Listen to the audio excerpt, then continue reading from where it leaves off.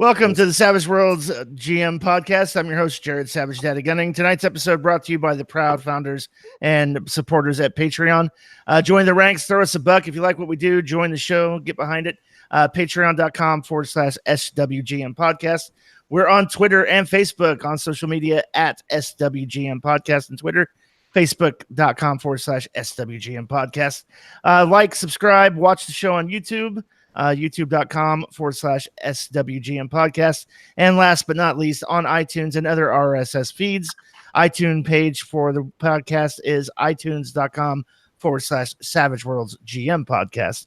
And if you're watching the show tonight in the live chat, feel free to participate. We do bring those comments into the show. Fucking nailed it!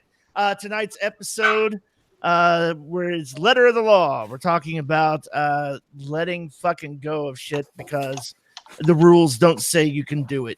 Here to discuss it, Chris, the Savage Mommy Fox. It's not in there. If it's not in the rules, it doesn't. Nick, you can't do it. Nope. Dave, the rules, David Scott. It's game master, not game referee, you son of a bitch. Dustin, the Savage Zealot Smith. I just got a new movie. I'm going to be it's dread. Yeah, it's awesome. And Scott W., the Savage Cheerleader. Collapsitarianism, accelerationism isn't a bad choice. All right. And I'd like you to know that I'm reading a history of wargaming and RPGs right now, and they were called referees when it started. That's true. Oh my gosh, I can feel the latte in that statement. So this, go ahead, Dave. This is your baby boy. Let's talk about the topic. Well, I mean, just to introduce the idea is I want to talk about the difference between a book running the game and a game master running the game. You know, you're not bringing the story and being a storyteller. There's another system for that. In Savage Worlds, you're cooperating with the other people at the table to tell the story. But as the game master, you're making a lot of decisions. Savage Worlds doesn't spell out what a lot of stuff does. It leaves a lot of stuff up to interpretation. And we're going to talk about kind of the all those gray areas that the GM is supposed to make that call at the table and not run a according to Hoyle game.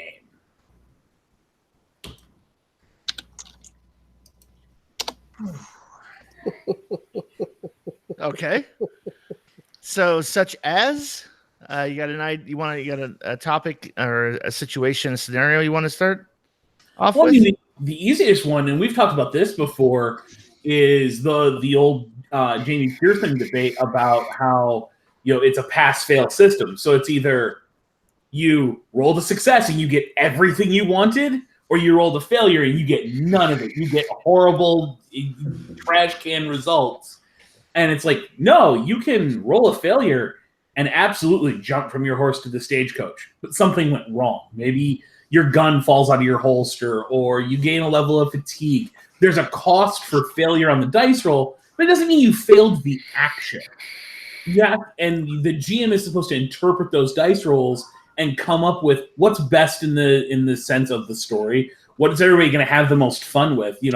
It's not fun that the adventure ends because Scott failed one dice roll and his character, who's driving the plane, slams us into a mountain and the entire group dies because Scott ran out of bennies and made one bad dice roll.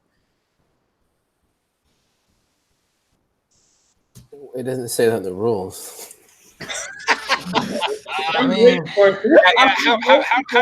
how do the rules work with that? So the rule specifically states the game master interprets the dice roll. I think a lot of what it comes down to is you have two different sides in a lot of these scenarios. And in one side, you have someone that lacks the confidence to sort of be assertive and set that boundaries with their players and say, look, this is what happens. I'm gonna, if I'm reading it, this is how I interpret it. Beyond that, the GM has a power of fiat. That's bullshit. Well, life is mostly rules is written. I think part of the problem, I think you're not too far off target, Dustin. There's plenty of GMs out there that lack an assertive backbone. to sort of say this is the way the game runs, and I've made the decision. I think more often than not, what the actual issue is, no creativity behind the game master. Like, I don't know what to do when this happens because it isn't spelled out for me line item by line item in the rule book. Yeah, right. So, go ahead. I say so. I give a counterpoint to that. Well, yeah. So we can get back to it because my example will probably come back. I just had this where I went through it. I played in a fucking 5e game, and like I put my heart into a character because I'm like, cool. I'm an Eladrin, so I'm this high elf, but I don't want to be a high elf. I want to be a Shadar Kai. So this Eladrin is fucking fallen. He's got a criminal background. He's a paladin now. He was castigated from his people. And now he's walking the mortal realm, seeking fucking souls for the Raven Queen. That's his whole shtick, right? And so we get in this game. There's no fucking role playing. It's just, okay, you move to the next cave after the next cave. And at one point we came against, it was like a party of 5 or 6, right? So we got like magic users and all that shit. There was a hobgoblin, I think it was, or a bugbear. I don't know. The GM fucking was horrible, so it could have been a fucking yellow cock muncher. Who knows with his descriptions. And the one player playing a rogue, he was like, he and I have been talking like, we don't have to fight everything. And he said, so I want to use intimidation or persuasion. It was persuasion to tell him, hey, put your shit down and we'll let you live. And the GM was like, no, that's not the fucking proper use of that. There's no way a monster who's seen you guys and heard you guys murder his friends and shit do this. I was like, dude, you've never been to a point. I'll tell you, I have personally pointed weapons at someone and told them you should fucking make a choice. And the day ends with you in a hole or you eating fucking naan. I need you to make a choice. Right? And I'm like, most people will make the fucking right choice. And he just wouldn't hear it because the rules didn't support that kind of play. So Dave, by all means, fucking so bad. So I think there is an aspect of the whole lack of creativity, but we beat that drum an awful lot. We talk about, lack of creativity on the player's part, lack of creativity on the GM's part. But at the end of the day, our entire hobby is kind of built on a lack of creativity at this point. Everything emulates the most recent movie or the most recent book or the most recent piece of fiction, and we see that all the time in the Facebook posts that come out as soon as a movie trailer or a movie drops. It's like, where's the Savage Worlds thing for? Insert movie name. John Wick, Star Wars, the Zombieland 2, whatever the latest and greatest thing is, people immediately say, well, where's the thing that lets me play that? It's not. So we're not really looking for creativity. Otherwise, people are going to be like, hey, so I want to create this hob-bear munch-cocking bug goblin, and I need to know, like, what would be the appropriate edges I should give this character if I wanted to be able to do these things? And then you would have, like, some actual discussion about mechanics that could be used to support the creativity you've already had. So we're not seeing that, and well, that does lend itself a little bit to the lack of creativity. It also lends itself to the no one cares. They just want the ability to do what they've seen in the latest movie. Where I think the bigger problem is a lack of confidence to sit at the table and say, no, this is what happens as a GM. If the book doesn't say it, they're terrified that the players are going to call them out for breaking the rules by doing something that the book doesn't say. So you roll up on the bugbear and say, hey, motherfucker, we can put you in the same mass grave that we put your entire tribe in, or you can drop your shit and we'll let you live. Yeah. And the GM has to have the confidence to go, oh, shit, that's awesome. Give me an intimidation roll +4 for the fact he knows you've slaughtered half his tribe already. Right. Bam, right there. It's not an intimidation that you're trying to make this guy shaken. You're not trying to make him distracted. You're not trying to make him vulnerable. You're literally trying to intimidate him into not even getting into combat. Yep. And that is nowhere in the rules, but we all know that that's what that threat is intended to do. I think that's one of the situations where So there was this video a while back about movie cliches and something that they call passable cliches. And those are cliches that have happened in movies so many times that people think that's actual reality. You know, like that whole long monologue diatribe about with the piss ass music in the background about, oh, you really don't care. I'm just going to be real. And pardon my French, but if anybody ever says that, you're always like, man, shut the hell up at me. All right. Don't actually do that. You're like, what are you talking about? What's French for hell? Huh? You said pardon your French. What's French for hell? Fromage. No. I don't think that's right. No, I but think you're you right. are correct. I've always said that too. Like my wife really enjoyed Friends when it was out, and so pop culture, right? Friends painted a very unrealistic picture for Gen Xers as to what you should be doing with yourself, right? Yeah. And I think you're right. It carries over to gaming, like Dave said, and there are these weird expectations. And I know I've heard it argued: if you don't run rules as written, and you don't, it's so weird. You don't make the same rulings as another GM, then how can I go play a variance of tables? And it's just like, yeah, I mean, fuck, I don't know what to tell you. Get a new hobby.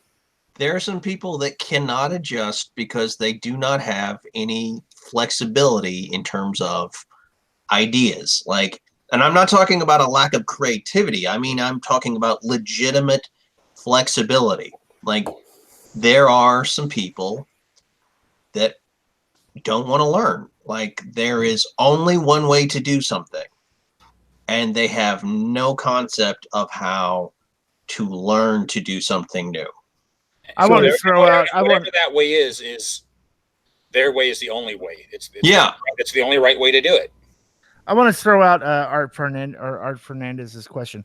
I learned to play where rule 1 was rules or suggestions. Has that changed? Yes. So yeah, it has. I believe there's actually a portion of that sentiment in the GM section of the Suede book. I couldn't tell you exactly where, but I believe I saw that in one of the read-throughs I did. But it's not worded strongly enough, in my opinion. They made a nice flowery little paragraph out of it instead of just saying all rules presented in this are a suggestion. Run the game your way. But I think to a certain extent, where we've shifted away from that is not whether or not the book says it; it's what the players are saying at the table, and it's what Scott just said. It's the whole, But if you're not running it this way, then it's not the same game I would have if so and so was running it. No, it's not, and I don't care.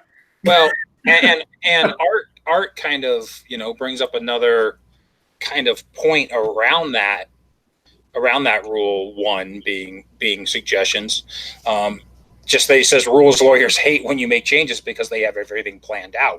Rules lawyers hate when you enforce the rules on them. That's true. That's what it really comes down to, because the rules to a rules lawyer are pointless unless they help them actually succeed at what they want. There's a difference between, the rules lawyer is not actually trying to get everyone to follow the rules. The rules lawyer is trying to use the rules as a hammer to succeed in the game and beat the game. Yeah, right. That's true. Well, we see this all the time, right? As a GM in Savage Worlds, any game system, take what you want. You hear people describing narrative actions as references to rules. I'm going to make a fighting roll. Stop. Narrate the fight. What? I got it. Okay, so you run into it. You step into a room, and the second you step into it, a man steps up behind the counter. He's built like a brick shithouse, and he smiles at you as he cracks his knuckles. Yeah. Oh, okay. And the next thing you see is heads down. Oh, I've got a D6 in fighting. And I got this edge. Okay, so and then they'll just pick up dice and start rolling. Yeah. That's what happened. Don't you roll your dice unless I ask. Oh God, yeah. No, that is true though, Jared. I saw that when I was doing that D&D game. I think there was me and one other dude who was kind of narrating shit out. And because like everyone else is like, yeah, I attacked this guy. Okay, well, I cast a spell at this guy. He's like, first up, like, what do you do? All right, I pop out my room, I chuck a spear at that motherfucker, and I close the gap. Right? And it's just, to me, that's just a natural flow of how you do things, right? Like, I don't know. Maybe that's not it. I don't know. It's just weird. So I think there's an aspect of what's been termed more recently as like the video game fall over, which is if it's not on that character sheet, I can't do it. Since like in a video game, you don't have the option. If it's not presented to you by the computer program, you can't type in what you want your character to do, then off doing something else. And I think there's an aspect of that. I don't think it's as prevalent as people like to make it out to be. I think video games ends up being a scapegoat for more of the GM didn't plan for you to do that. It's not written in the adventure module, which is the way you learn to run the game. Yeah. Therefore, he doesn't have a reaction for you turning left and going down the hallway to talk to the coroner in the fairly infamous Jib example that he gives every time. Yeah. So you have this entire generation that cut its teeth in gaming on those old TSR modules that literally said, read this to the players. Yeah. If they do X, this happens. If they do Y, this happens. If they do Z, this happens instead. And it was like those were the options your players were presented. And you actually, to a certain extent, kind of like choose your own adventure book. You kind of led the players by the nose to let them know those were the ways they could defeat whatever challenge was going on at the time.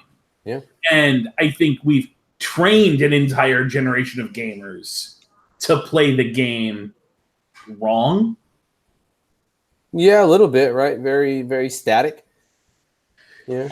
Now, with that said, Dustin, you had mentioned that there's some people who just can't deal with playing the game differently. That they can't they can't deal with change.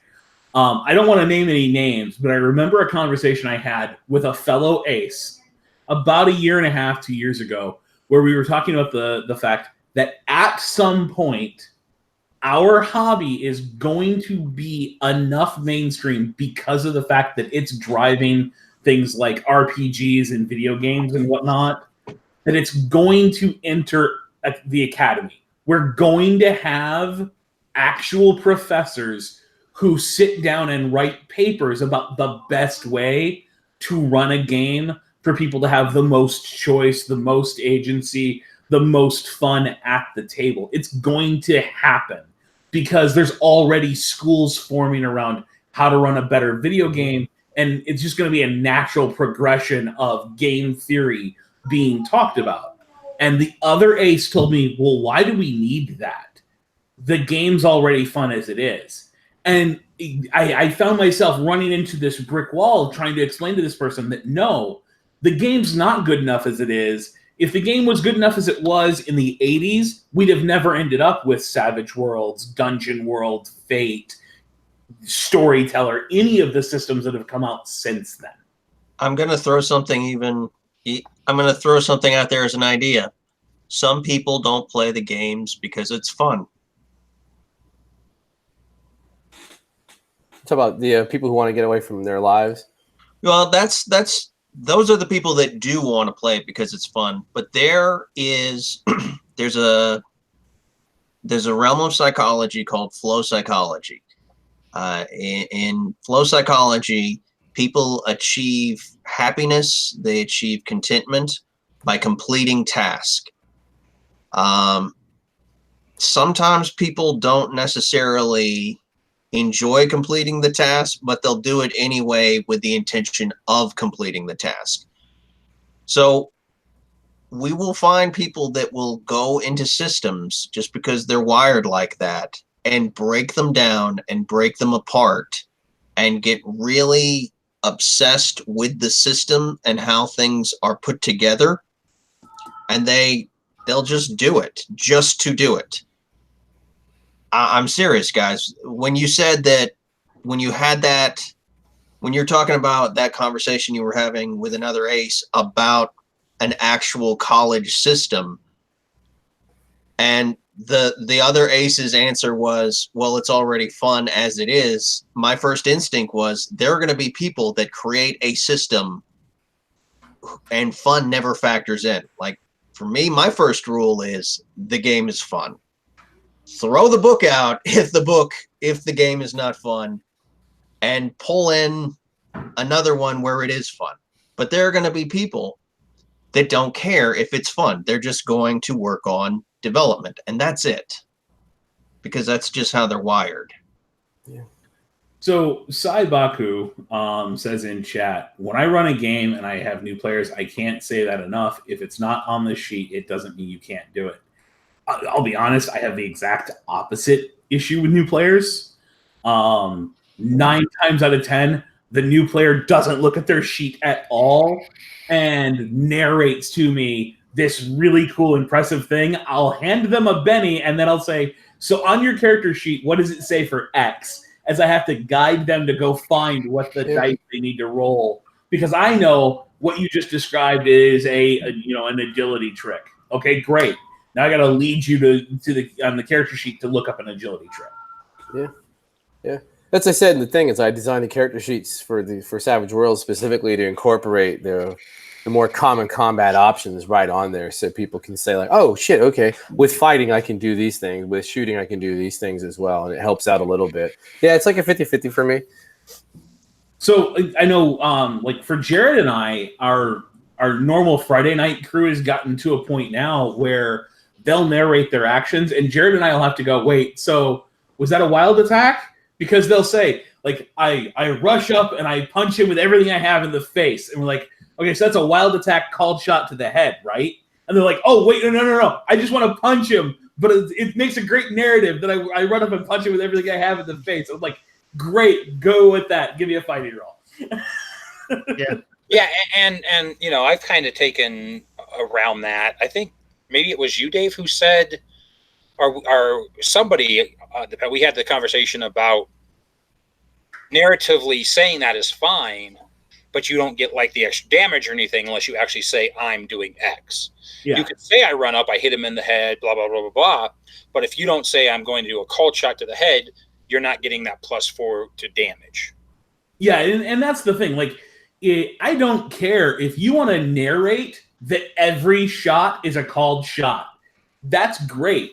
If you don't pay for it mechanically when we get to that level of the game, we're talking about the narrative. That's great. It all exists up here.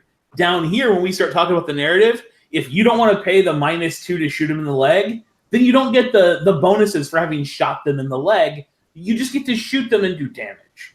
And it's still going to be narrated as you shot him in the thigh and he spins around from the wound or whatever. Wait, that's not what the rules say. I don't give two shits. The rules say if you shoot somebody in the leg, like the leg or the arm, it's a called shot to a limb, and therefore you must take -2.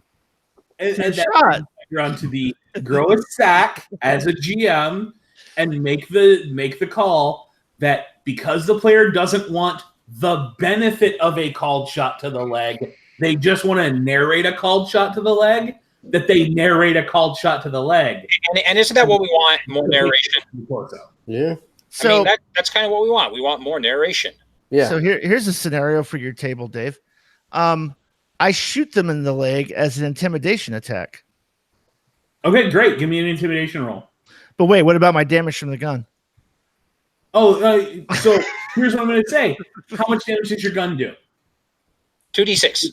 Are you doing? Do you have a pistol? Or are you doing 2d6? Savage Worlds, of course, it does 2d6. It does 3d6 at short range. Do you have a rifle that does 2d8? What gun do you have? Oh, you have a rifle? Take +3 on that attack or on that intimidation because you're actually shooting him in the leg for this. You're not going to do any damage, but I'm going to give you a bonus for the caliber of the weapon you used for that intimidating shot.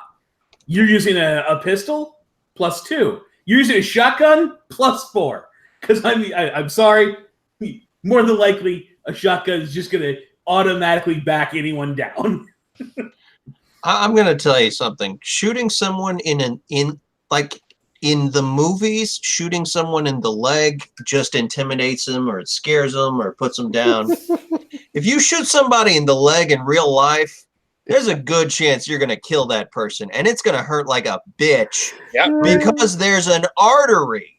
You can shoot somebody in the knee and kill them. Scott, what is the first rule of gun safety? This is my safety. What is the first rule of gun safety? What? You Do tell not me. aim at any. Do not point your weapon at anything you do not intend to destroy. The real world doesn't factor into our games, though. That's that whole verisimilitude conversation. I don't want to get into that one again tonight, but No, I'm just saying as a thing, like, this is what we're talking about, right? Like, well, that's not in the rule book. I shoot him in the leg and it's an intimidation attack. Yeah. I mean, honestly, I would say, no, it's not. You're fucking making an attack roll because that's going to inflict damage. So if you want to intimidate him, you could do the old fucking the hammer fan of dance, motherfucker, right? That's an intimidation roll. But anything that potentially harms others, that's a combat action, and that's just how it's. I'm gonna say you're completely fucking off base because I go back to the old Wiggyism of I run up the wall, I slash the orc across the eyebrows, flip over and land behind him, and all I wanted to do is drop a little blood in his eye and shake him. Okay, give me an agility trick because that's just cool. So that's vastly different than me putting a high velocity round that's 140 grains at 3,000 feet per second through your bone. No, you can control a blade. You can control depth. You can control a lot with a blade. It's Haven't you seen John Wick? I can play that round exactly where I want it and only hit. Nope, that's all make-believe bullshit. When fucking bullets come into play, there's a whole different reaction that I'm going to have at a table. It's just, a knife fight is vastly different. You can stab a motherfucker in the heart with a paring knife, but a knife is much more controllable in what you need to do. Go watch, for people who don't know, watch videos of like Doug Marcaida when he uses when he trains the kids to fight with Quran bits, right? The training Quran bits. That is a suave motherfucker, and he can either gut you or he can drag a fucking line across you to set a tone for you. You know, but a gun, I mean, if you've never seen what a gun does, watch gun videos when it goes into fucking armor or ballistic gel and shit. You're not shooting people in the legs to fucking intimidate them. It's just, that's retarded. I'll say it. So what do I do when I need a Kakuri? And there isn't one in the gear list. It's a machete. No, it's not in the gear list. But that's the level of thing we're talking about, though, right? That's the okay, so wait, you have a Kakuri? Well, I don't even know what damage that does. It's not in the book. Well, yeah, and that's kind of Dave and I had talked about before the show started, and I had this frustration with one of the products I released. I mean, it is what it is. It's nothing I release. Take this for anyone who watches this and buys anything I do. Nothing I make will ever hold your fucking hand. I'm going to give you 10, 20 fucking pages of neat ideas that flow in a fucking direction. If the fucking food processor is offline on a fucking space flight, and don't focus on the fact that it's a 2 fucking hour flight, focus on the fucking fact that the paragraph says, hey, here's a clue that some shit is amiss, and you may find this out. I don't understand this myopic focus on what you're talking about. I need to have it all spelled out. That's never going to happen. So you put your $2 down for anything I fucking make. I'm sorry in advance, but I don't. Just don't. I'm going through it right now on one of the products, and this dude is just fuck. I would say that at one end, you got to look at the table and you got to ask the person, what is the essence of what you're looking for? Yeah, what is your intent? Yeah. Where are you going with this, man? Like literally to look at somebody and go, what are we doing, man? What do you want to happen? Like, you want a bent knife?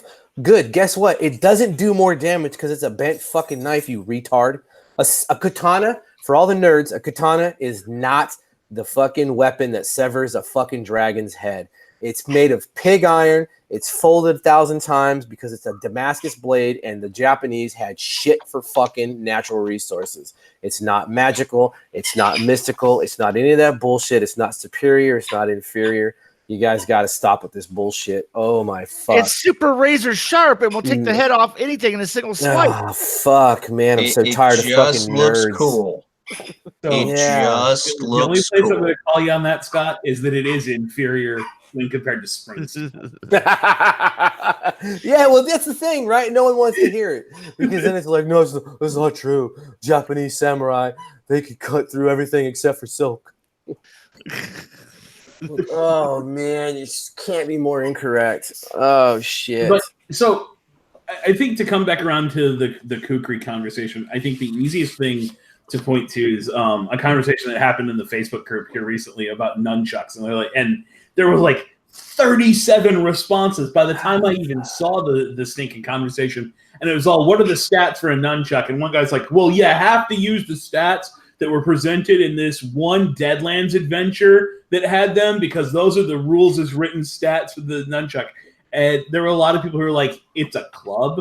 And I was like, how about this? How about it does the same thing the martial artist edge does in Suede?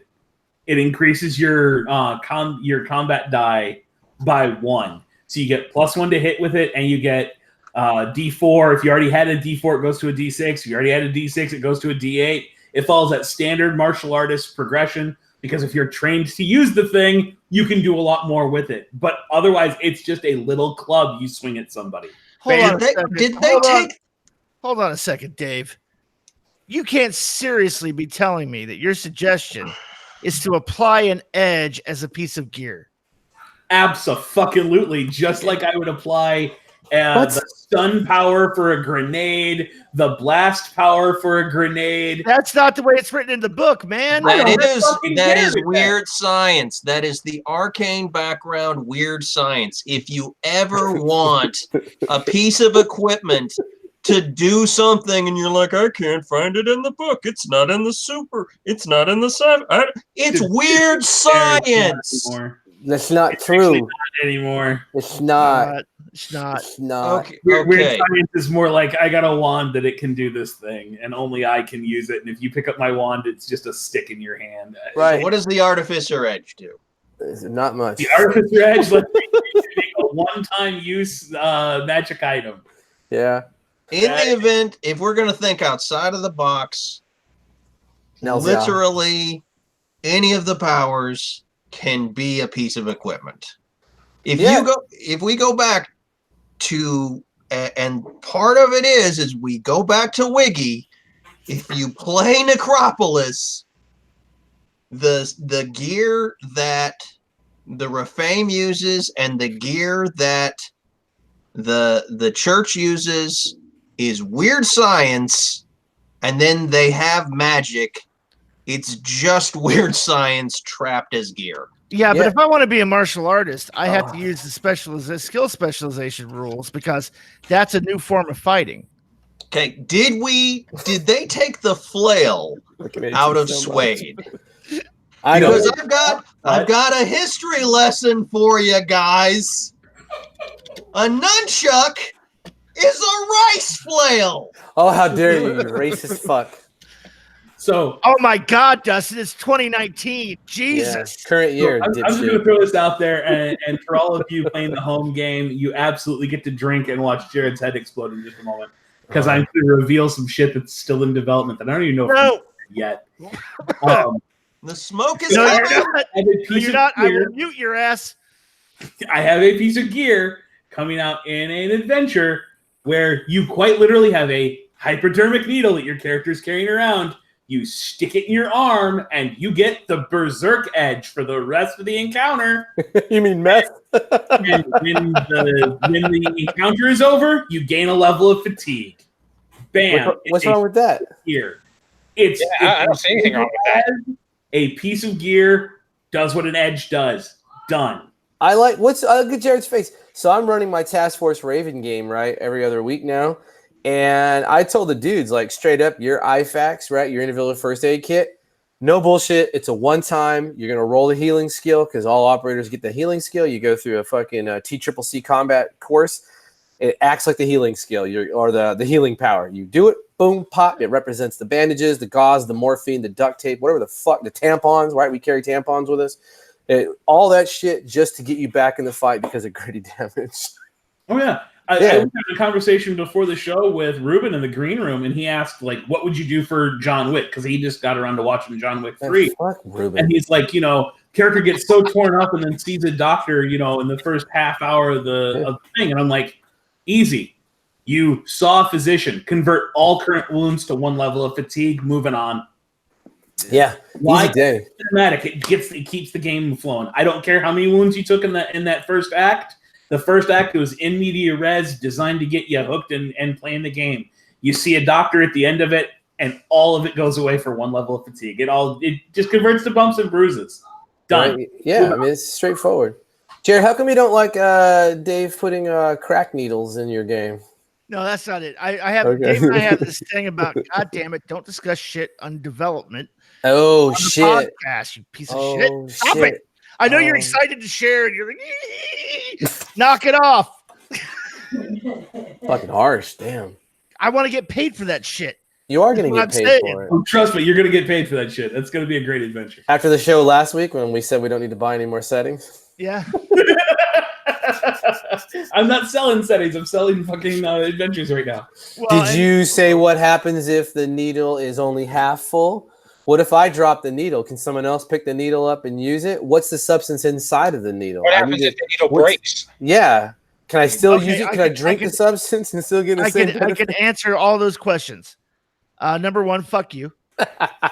Number 2, what's inside the needle? Plot juice. It's not the rules. No, if you run the adventure that way and the needle breaks and I scoop up like some chunks of it in glass or whatever and I drink it and I gain the berserk edge, right? But then the next table that I go to and I go to a con and this guy's not going to let it happen. It's bullshit. You didn't spell it out and tell every GM, thou shalt fucking do this. And I can't. I can't even get it all out. Well, listen, since when? Okay, so here's my question, right? Since when was gaming turned into a McDonald's franchise? When we turned it over to hipsters. I'm gonna harken back to living campaigns from D&D. Yeah. Oh yeah, I can see that. Yeah, organized play kind of does for this. Yeah, to a certain extent. Though, to be fair, and I can't believe we fucking say this, it crushes my fucking soul. I'm gonna record this after what we did for the Pathfinder one. And getting the organized play organizer to actually say that it would have qualified for credit and your characters would have, been able to advance. I gotta say that version of organized play to me still actually works because they didn't care that we played it in Savage Worlds. They were going to give you full credit despite the fact we played it in a completely different system. So if that's your version of organized play, that I can get behind. But if your version of organized play is everybody must play by the same rules with the same game master, and they have to make the same determination of what a raise means and what a fail means and what a critical fail means, you need to take a tampon, stuff it in your mouth, and it until it swells up and closes your throat. You are really just out there with the misogyny. I can't. God damn it, Dustin, making racial cracks, Dave being sexist and shit. What the fuck? Where's Mabel? Fuck. God damn. Hey, race. Hey, I'll just sit here quietly. I don't know why you hate Asians, Dustin. I just don't understand why you hate Asians. I'm trying to figure it out. No, you've got it wrong. Rice is white. Damn you, white rice! Just smack the shit out of it. Chris is over here like, I like having a license. I'm not going to say it. Man, you won't lose your license, Chris. You wrote Buccaneer things. Oh boy! You gave Pinnacle an actual pirate fucking game. Congratulations. How many? Nah, it's true.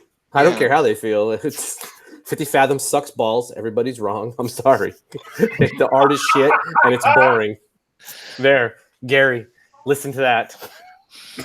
Please address all hate, man. Yeah, it's not a fun system. It's not a fun setting. I'm sorry. Savage Daddy Gunny. Yeah. No, don't. I didn't say that shit. I'm gonna create an autoresponder with some keyphrases. Yeah, I'm sorry. It's just not a good setting. We have got to set up a hate mail address for our fan base. Yeah. Have you met our fan base? Yeah, no. Yeah, all 6 of them are in the room. I mean, yeah. Let's say they're all watching. If you want your hate mail to actually reach us, go back to Patreon and get yourself in the green room. I mean, yeah. Yeah, you gotta pay the fucking bitch. Yeah, you can hate mail us all you want. I mean, like, we don't want to get into what I'm willing to put up with for money. I mean, look, that's so. Justin was pushing the whole flow psychology thing. All right. It's fucking crazy. I mean, let's be honest. If I really was evil, I could actually start my own cult. I just do that in games. There you go. So, and let me ask this then: do we think there is a case where a rule needs to be honored the same way at every table? And the example I'm going to use for this is the quick draw from Christopher Landauer's Screw Up with Shane. That because to me that's quintessentially that's the great story to show that, where the character had quick draw and Landauer was just letting everybody have the free ability to quick draw their weapons, and Shane felt cheated because it was a character sheet. Like, is there a case to be made for that, or is that that's one GM made the mistake of putting that on the character sheet when he shouldn't have? Yeah, that was just a mistake. Did Chris own up to it? Oh yeah. Yeah, I mean, that's just a weird one, right? Because at that point, if you're going to do something like that, that's just that conversational piece. I would say Savage Worlds wise, how damage works needs to be run the same. Yeah. I mean, if I go to a table and somebody's running damage completely different than how it's written, yeah, I'm gonna be like, what the fuck? That's not how it works. Yeah. And to me, that's something where I don't see that as a problem, because that's a fundamental rule of Savage Worlds is how their damage system works. Yeah. And you can't be running some wonky fucking damage system, in my opinion. That core, there's a core truth to every game, right?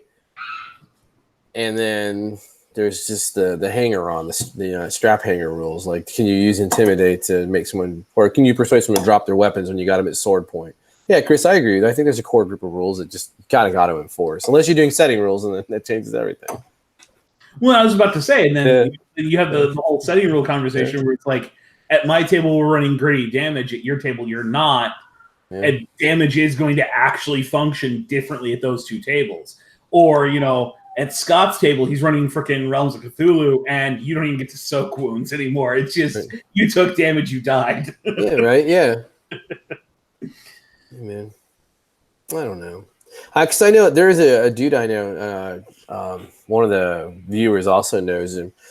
Cool dude, but his quest is to he runs a lot of old school games. So his quest is always to play the game, presented rules as written with no derivations or deviations therein. And it's interesting to watch his docu-series on these games that he picks up and plays and tries this with. And it's like there's no satisfaction to it is the ultimate outcome of that. So, Chris, I think that actually deserves being answered actually on the cast rather than just in chat. Art Fernandez asks, but would you take the GM aside and talk to them, or bust it out at the table, Chris? And I will say that recently I've called them out, because it was just like they had no clue. They had no clue what Savage Worlds was or how it was supposed to be. I say this could sound horrible, but how it's supposed to be run. They didn't have a clue. What was their excuse? I just don't remember. I just remember sitting at the table and just looking at this guy and going, if you want to run it that way, that's fine, but I'm leaving. Damn. I will get up and I will leave your table if you want to run it that way. I need more story. I need more backstory if you can. I told the story 3 weeks ago, but I'm trying to remember exactly what he was. It was the one you don't need to roll to do anything.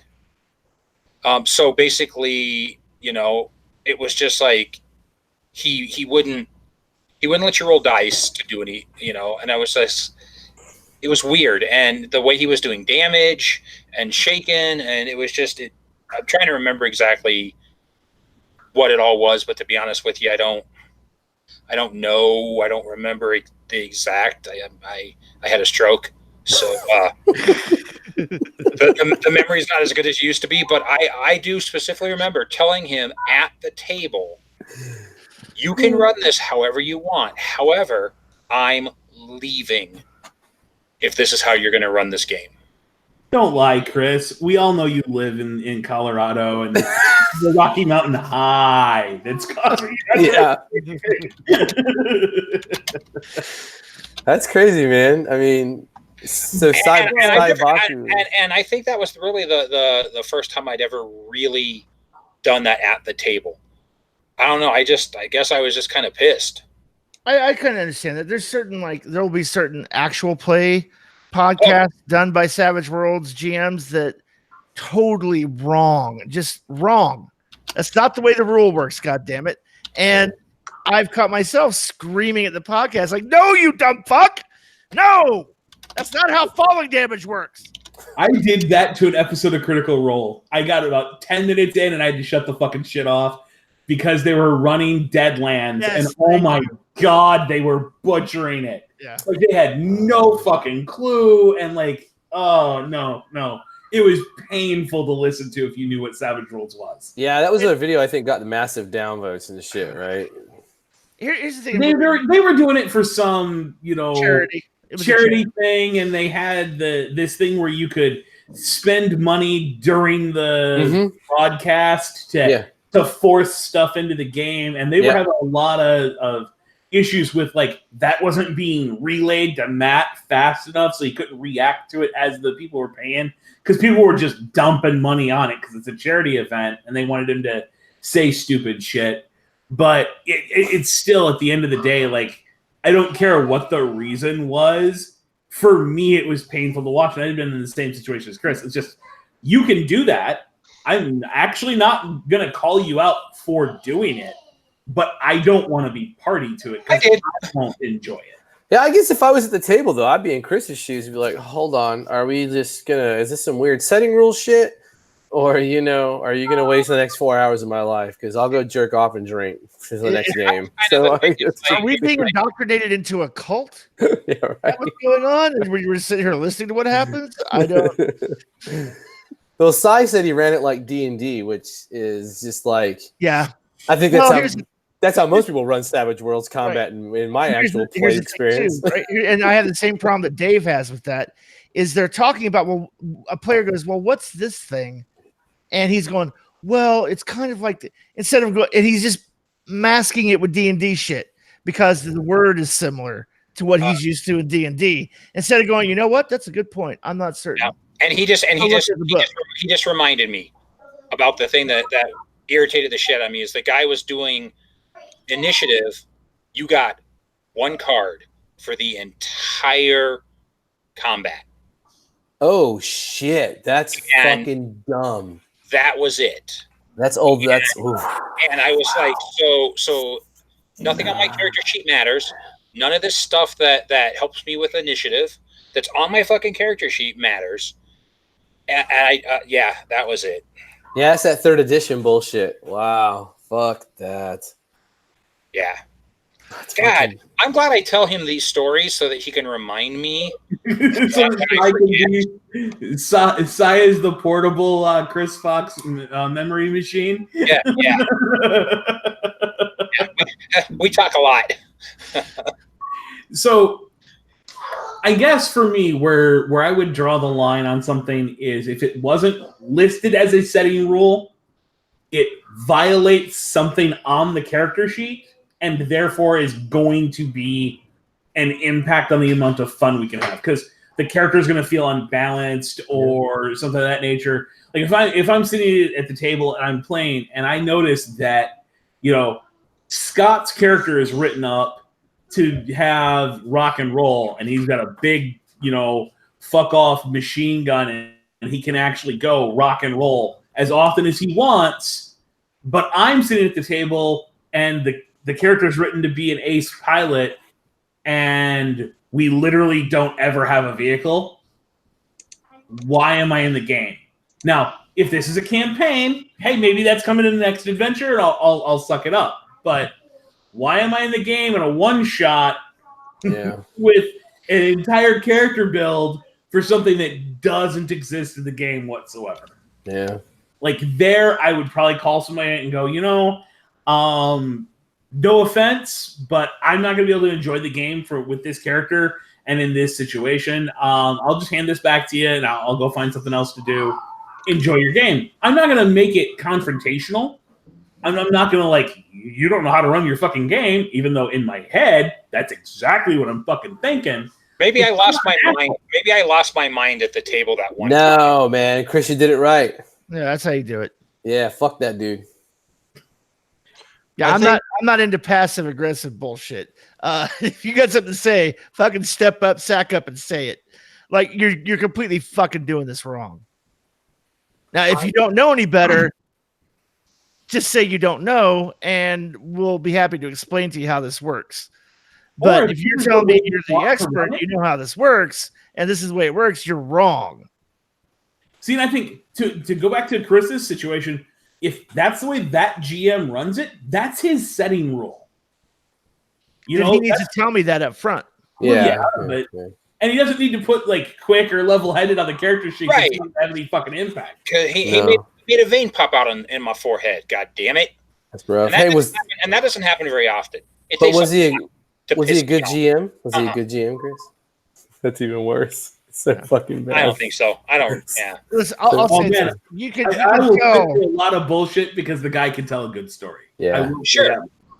I'll put it this way. There's something like Dave did in a Firefly game that when he first floated the idea, I was like, and I'm like, okay, well, I see the value in it while you're doing it that way. Basically, you know what? We could say, you have investigation. Let's try something different. We're gonna have you. Hey, you're raiding a vessel out in space. You're going there looking for guns. You've got a D8 shooting, right? Yeah. Give me a D8 shooting roll to evaluate the worth of these guns so you know which ones to take. Yeah, absolutely. And I'm like, yeah, of course, that makes sense. My first gut reaction to it was, well, wait a minute. I should be making a knowledge check. Well, if I have shooting as a skill, I'm knowledgeable about firearms. So, okay, I see where you're going with it. I can play along. That's not rules as written, but it's a cool interpretation of the game. If you're going, I'm going to need a smarts check for you to go, then I'm going to go, no, that's not the way the game works. No, that's good shit because no one gets a really advanced skill without being a fucking nerd about it. Right. I mean, that's just how it is. So, yeah, that's actually really cool, Dave. I mean, yeah, that's fucking. And again, that's just the whole, GM by the seat of your pants.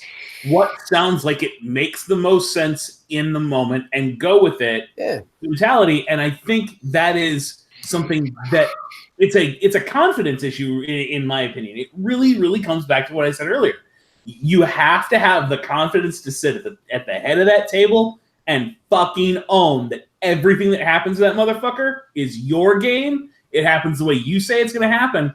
And if, Chris pisses off because his characters got quick and I'm running the initiative differently, great.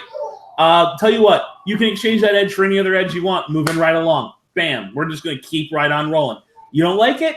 Find another GM because, frankly, there are people lined up waiting to get to a game. There's not people lined up waiting to run a game. All facts, man. That's that is so true. Yeah, GMs are a rare commodity. I don't know why. It's so odd. So be nice to your GMs, damn it. To kind of talk a little bit, to extend that conversation a little bit about GM confidence. It's okay to say no to a player. And here's a great example. We're playing a Dead Space type game where it's basically aliens and land sharks instead of the aliens. And we brought a player in who wanted to play in it. And they're kind of playing a tech hacker. They break their data pad, And they're like, can I try to fix it? Like, absolutely. Give me a repair roll, -2. Fails it. You spend a Benny, drops a Benny, and rolls a critical failure. I went, oh, it's bricked. Kept trying to go, well, can I do this? To what? To get it working again? Dude, no. You had your shot at the apple. You rolled a critical failure. It's a goddamn brick. But no, end of story. Moving on. So I don't think there's any. I think I agree with Dave to a pretty good degree that there's a lot of lack of GM confidence at the table when it comes to rules arbitration. Yeah. Yeah. So I think this crutch of, well, it's not written in the rules that way probably comes a lot from that as well. Yeah, it's the getting caught off guard, right? When you feel like I got caught off guard by something. So who cares? Just let the players do it. I really do. And I don't want to win. And this fear of the players. Yeah. Listen, I'm a father of 2, and I'm not intimidated by my 8-year-old when they tell me they want chocolate cake for breakfast, and I tell them no, and they throw a temper tantrum. Fuck no, I'll drop kick that motherfucker through a wall. Go ahead, sit on the floor, throw a fit. Let's see how far it gets you, because you're not getting any goddamn cake. Yeah, good luck with that shit. And I'll take the cake and run that motherfucker down a garbage disposal while you stand there and watch. Yeah, as a matter of fact, I'll eat the cake while I watch you throw a fit. How about that? But right. Yeah, like I think there's this.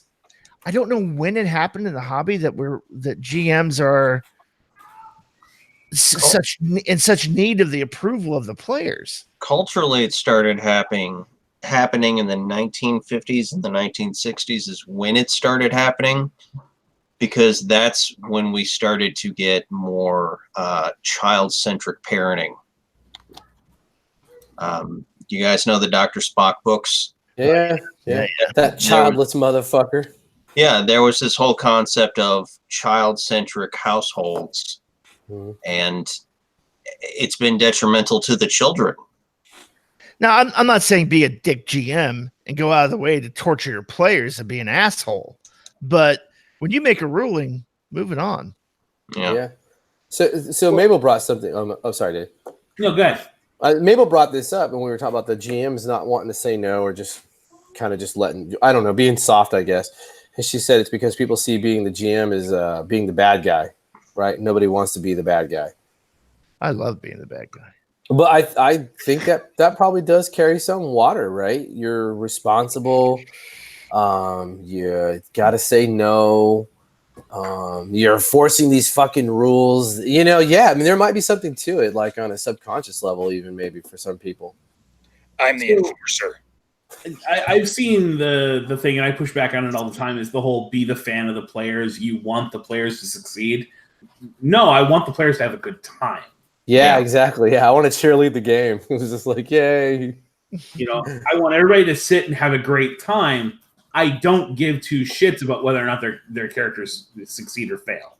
Legitimately. If they fail, I will try to make it as fun a failure as possible. If they succeed, I will try to make it as fun of a successful as possible. But I do not care if they succeed or fail. I care that the players felt like they faced a challenge that they could or, maybe couldn't overcome and had to make decisions to go around it instead. Yeah.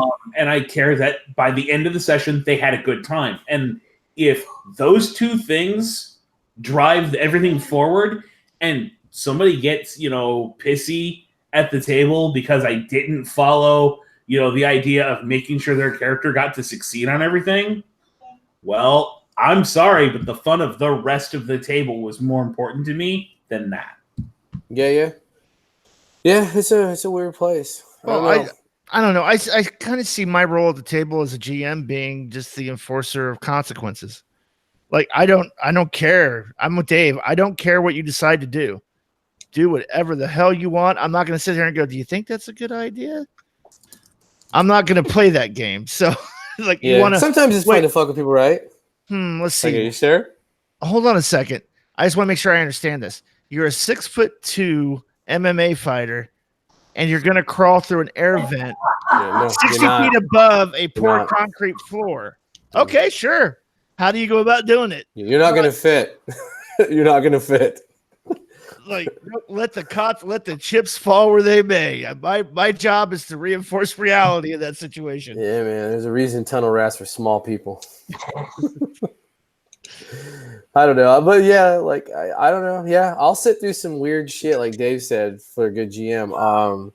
Who's the dude who wrote the? Oh shit, man, the one. It's the Greek gods in modern times. Charles White. Yeah, Charles White runs a really good game. The game that we sat with, my boy and I sat with him in. It was late. It was getting close to midnight, and Charles was doing his best. It was a really good game. But man, the two of us were about 30 seconds away from ripping this motherfucker's face off and just teaching everybody a lesson in that fucking hall. Oh man, but we kept it going. Kept it going to the end. Yeah. Oh man. All right. Well, we're near the end of the hour ish. So, anything else in the chat we want to talk about? Not really. Mm-mm. All right then. Then on that note, until next time, this is Jared Savage Daddy Gunning for Scott, Dustin, Dave, and Chris saying keep rolling and stay savage.